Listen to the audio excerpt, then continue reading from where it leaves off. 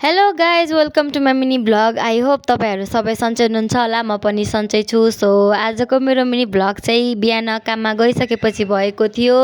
मैले काममा गइसकेपछि सटरहरू खोलिसकेपछि चाहिँ मैले बाहिर सर्ट टप्सहरू राखिसकेपछि चाहिँ मैले डम्मीहरूलाई बाहिर एउटा एउटा गरेर राख्दै गइसकेपछि चाहिँ मैले डम्मीहरू टकटकाएँ, पसल सबै टकटकाइसकेपछि चाहिँ मैले झाडु पोछा गरेँ। सो झाडु पोछा गरेको भिडियोहरू चाहिँ मैले हाल्न भ्याइनँ। सो अनि त्यसपछि एउटा कस्टमर आउनुभयो। त्यो कस्टमरले खोलेको लुगाहरू मैले पठाइसकेपछि चाहिँ म माथि गोदाममा गएको, किनभने अस्ति एक शुक्रबार चाइनी दिदी आउनुभयो थियो। सो चाइनी दिदीले खोलेको लुगाहरू चाहिँ मैले सबै पठाएँ। अनि के साथीहरू आजभोलि कस्तो राम्रो के है, राम्रो भनौँ कि नराम्रो भनौँ, आजभोलि त 2 दिन बिदा पो हुन्छ है। हाम्रो कलेजहरूको अब सबै नेपालभरिकै कलेजहरूको स्कुलहरूको हुन्छ है।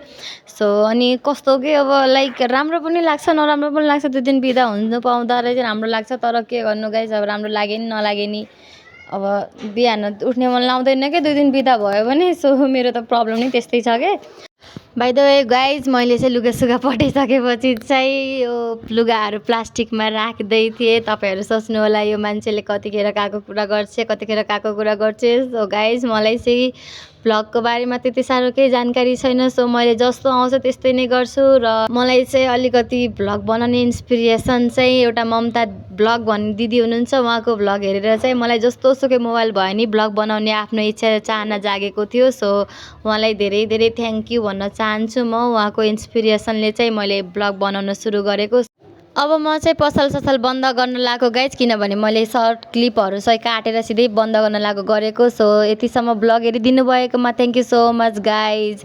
तपाईँहरूको माया साथ सपोर्ट सधैँ यस्तै रहोस् र मलाई लाइक कमेन्ट सेयर सब्सक्राइब गर्न नबिर्सिनु होला। हस्त धन्यवाद। अब भेटौँला अर्को भ्लगमा।